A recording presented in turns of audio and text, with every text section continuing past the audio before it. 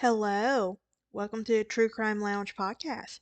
We are on episode 9 of the first season, and we're nearing the very end. The very end. So I do have some mini series I'm working on. I'm gonna get uploaded for y'all as soon as I can. You might notice there are some designer crime episodes on there, and that is in one of the mini series I'm doing. That will be a 5 episode mini series. So far I have House of Versace and Peter Nygaard on there so far. But yeah. But anyway, I do have a YouTube channel you can also go and check out. I have a podcast. I have a Instagram and Facebook channel you can check out as well. But yeah. But yeah. Um, I don't know when I'll get to season 2 yet. I'm still working on that. I have so much going on. I'm working on finding a job, even though I've been up here a month and I still haven't found anything. But anyway, uh, but yeah. So I also have a merch shop you can go and check out. The colors go for awareness, and those profits will go to a nonprofit that will help raise awareness for those causes. So with that being said, why don't we jump into today's episode? Today we're going to be talking about Polly Klaus, Kimber Reynolds, and Three Strikes Law. First, we're going to start with Polly Klaus. So, on October 1st, 1993, every parent's worst nightmare happened to Mark and Eve Klaus. Um, Polly was 12, and her friend Kate was 12. Her friends Kate and Jillian were 12, and they were having a slumber party at her house in Petaluma, California. They were dancing, laughing, and having a good time. The girls never imagined the horror that would happen to them in a few hours. Polly's mom was in the next room asleep. So, at around 11 o'clock, a man enters Polly's bedroom carrying a knife. He gagged the girls and took the pillowcase over their faces. He told them if they screamed that he would slit their throats. He grabbed Polly by a knife point and dragged her outside the house. The crime took less than 5 minutes. Polly was never seen alive again. The other two girls freed themselves and ran into the mother's bedroom. The mother called the Petaluma Police Department and they called the FBI. So, stranger abduction? Well, the investigators knew that this was a stranger abduction case and that it would be harder to solve than a known abduction. A stranger has no connection to the family, or the family, making it almost impossible to find out who did it. In kidnapping cases, family members do most of the kidnapping. However, upon investigations, the police quickly cleared Polly's family. The girls, the two girls were witnesses but still terrified. However, they described the stranger. They were able to composite a sketch. So, in a kidnapping case, the investigators knew the first 24 to 48 hours are crucial to finding the person alive. The police needed this to act fast. So, what about the evidence? Well, the FBI forensic team found a palm print on the bed railing of the investigation, but a palm print is only good as after you find the suspect. The investigators questioned Polly's neighbor. A helicopter was flying overhead. A police dog was used. Volunteers passed out flyers, and police department worked 24 hours to bring Polly back. There was all there was a all point issues to find that her um to find her as the police frantically searched for kidnappers. Even famous actress Winona Ryder, also from Petaluma, offered a $200,000 reward for Polly's return. So, the neighborhood kids told the FBI they saw a man standing in front of Polly's house. He matched the description the two girls gave, and other people noticed a strange man hanging around, and no one called the police. Time was slipping, however, because the chances of finding Polly alive were running out, and the police would with every passing day. The same day that Polly was kidnapped, two sheriff's deputies stopped a trespasser. Richard Allen Davis ran his car into a ditch. That helped get him out of the car, and they had no way of knowing he was the man who kidnapped Polly. However, the police still did not know who had taken Polly. There was no sign of her anywhere. So 2 months later, near where the police found the trespasser, a local property manager named Dana went to inspect the property, and that's when she noticed a pair of girls' tights, a piece of cloth, and a package tape on the ground. She immediately notified the police. The FBI confirmed that all the items belonged to Polly Klaus, and the police then connected Davis with the trespasser. A deputy stopped Davis on the road, and he was arrested, and the police took into police custody. The detectives learned that Davis had a massive rap sheet, including robbery, kidnapping, and attempting rape. He was in and out of jail most of his life. In a lineup, the two girls identified Davis as the kidnapper. The police had finally got their man. So what happened after they got him? Well,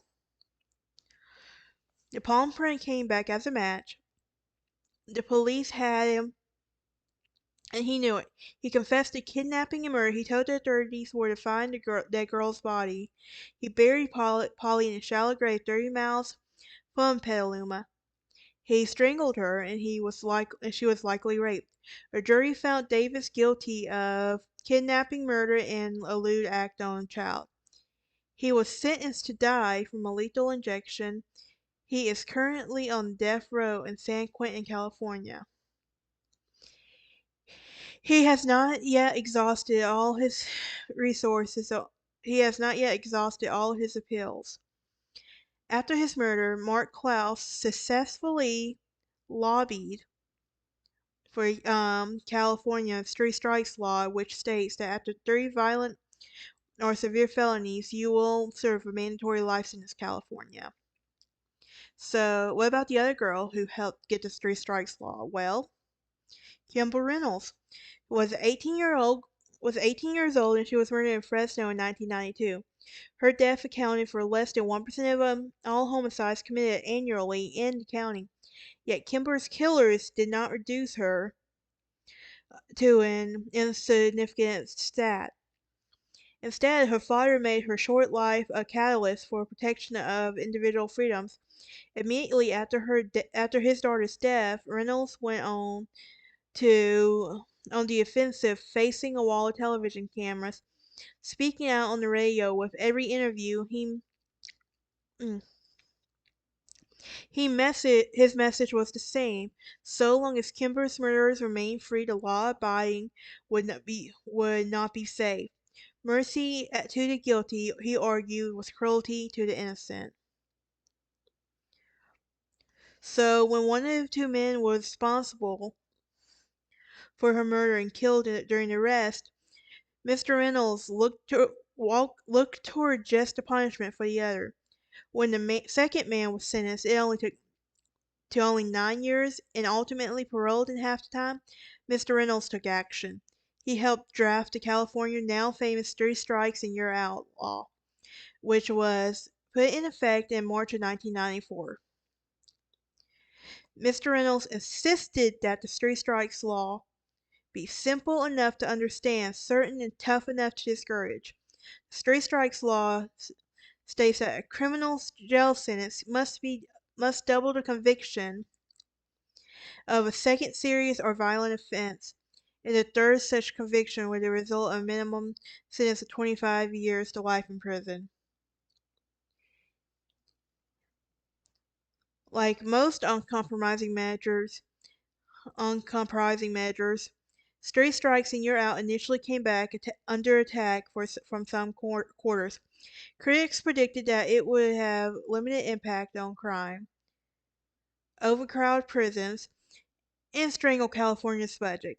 5 years after its enactment, the All three fears proved to be ill-founded. The Rand Corporation, from the nation's respected public policy, thinks that estimated in 1994 it would take 25 years for the law to produce 22% decrease in crime. Instead, it just took up to 37%. Instead, Indeed, it was the first 4 years after Mr. Reynolds' three strikes law went into effect, California experienced an all-time largest crime reduction and nearly doubled the decline across the rest of the nation. The number of homicides was cut in half, giving the state its lowest murder rate since 1970. So despite the California Department of Corrections prediction that the law would increase the state's prison population by more than 100%, there has only been 32% increase in the population by prison inmates. Actually, a smaller increase than was experienced in the 5 years preceding the law. Well, the most important of all the tangible and intangible savings that have resulted in California's three strikes law, the states already have saved more than $8 million.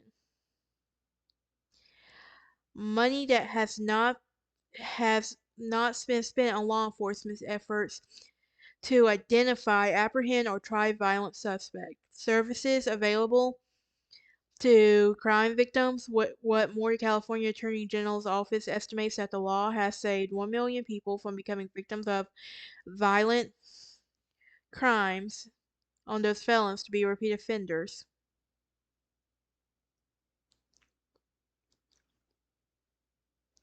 So one of the strongest tributes to Mike Reynolds' success in the nationwide proliferation measures to voters, which could have modeled after the three strikes concept.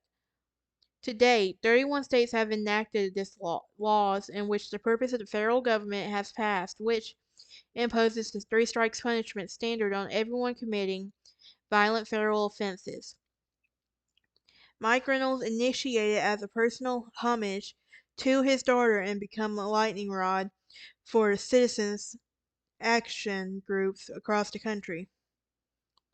He himself worked on the passage for the recent California law called 1020 Life, which imposes a significantly longer prison sentence on anyone who uses guns while committing a crime. It has a devoted energy enactment to similar legislation in the country. The United States was born not from the actions of exceptional individuals, but from extraordinary efforts of ordinary people. I mean, until the death of Kimber, his daughter, Mike Reynolds was content to travel through life anonymously as a wedding photographer. But that's when that fateful day happened. He rose to the occasion. He wanted to make sure his daughter's death was not in vain. He wanted to make sure her death could live, her legacy could live on. So, what are some serious questions about the three strikes law? Well, the three strikes law and you're outlaw was voted by Californians in 1994 after the tragedies involving Kimber Reynolds and Polly Klaus. Both teenagers were murdered by assailants who were repeat felony offenders with histories of violent crimes.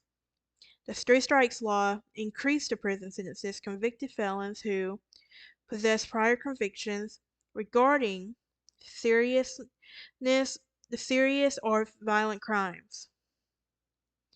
So, what are some serious and violent felonies? Well, criminal charges classified as either a misdemeanor or felony conviction. The sentencing for a misdemeanor of a crime is less than a severe than felony crime, but either can include serving jail time in jail. The difference is where the offender served their jail time. Felony sentences are served in the state prison instead of county jail. The length of the felony conviction depends on the severity of the case and any prior offense. For example, a fourth DUI in California or a first DUI that caused injury or death will both attract felony charges from the prosecution, consequently, a felony conviction and sentencing. Other types of felony crimes range from petty theft, with priors to kidnapping, rape, and murder. The three strikes law specifically addresses and/or violent felonies. So how does it work? Well, usually non-strikers are allowed to serve at least a third of their sentence with the possibility of parole or early release based on good behavior. However, under the three strikes law, offenders with more than one strike on their record are required to serve at least 80% of the jail time. And something to be noticed that some sex crimes, such as lewd act with a child, are given to one strike sentence enactments. That means that the sentence will be longer. Even for a first conviction, any defendant with two or more strikes prior will be facing 25 years to life in prison. He or she will be ineligible for parole or early release on good behavior, and they have to serve a minimum sentence. On the Board of Prison Terms, the BPT can determine parole or good behavior eligibility for a three strikes offender. So, can courts remove the previous strikes? This depends. Well, courts are likely to dismiss prior strikes if the strikes are old or if the current offense is minor. Of course, offenders with non-violent histories have better chances of strike removal. Criminal defense lawyer will ask the judge to dismiss the prior strike by filing a Romero motion. The judge makes an independent decision based on the duration of the prior, the defendant's history, and any crime facts relevant to the case. So, Proposition 36 passed in 2012, and this makes it possible for offenders to avoid a third strike if a current conviction is not a serious or violent felony. Offenders who are currently serving their third strike sentence can petition the court to dismiss the third strike if the latest conviction was otherwise eligible for a two-strike sentencing. Alright, if you or someone you know is facing a third strike charge, please do not hesitate to reach out to the firm. Like, it's just really interesting with the three strikes law. This case really did make a difference to a lot of people, and I think it's just something that we need to understand how this came about. Even though I live in Alabama, that's happening in California, but over 32 states have adopted similar laws like this. So pay attention. But anyway, that is it. I will see y'all next time, and we will be doing our our season finale. I know, but I will be working on mini series while preparing for season 2.